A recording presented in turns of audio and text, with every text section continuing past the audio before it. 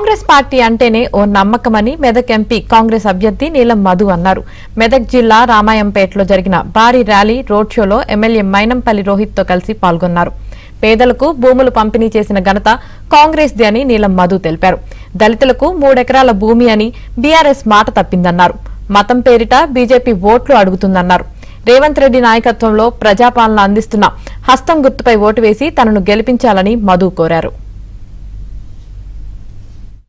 ఒక నమ్మకం, ఎందుకంటే గతంలో కూడా ఈ ప్రాంతం నుంచి ఇందిరాగాంధీ గారు పోటీ చేసిన తర్వాత, ఈ ప్రాంతం నుంచి ప్రధానమంత్రి అయిన తర్వాత ఇక్కడ ఎన్నో కంపెనీలు ఈ పార్లమెంట్ పరిధిలో ఎన్నో ఇండస్ట్రీలు తీసుకొచ్చిన తల్లి ఇందిరాగాంధీ గారు. ఈ ప్రాంతంలో కూడా ఎస్సీలకు, ఎస్టీలకు, బీసీలకు, మైనార్టీలకు అందరికి కూడా అసైన్మెంట్ ల్యాండ్స్, లావానా పాట భూములు ఇచ్చింది కూడా ఇందిరాగాంధీ గారే అని తెలియజేస్తారు.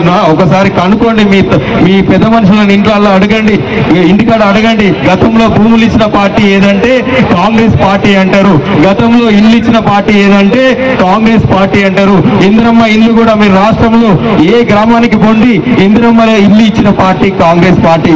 అదేవిధంగా ఇప్పుడు 2 పార్టీలు, బీజేపీ పార్టీ, బీఆర్ఎస్ పార్టీ, గత 10 నుంచి వాళ్ళ అధికారం ఉండే ఈ 4 నెలల్లో మేము అధికారం వచ్చినాక మేమేమైతే గ్యారెంటీలు చెప్పినామో ఆ గ్యారెంటీలు అన్ని కూడా నెరవేర్చిన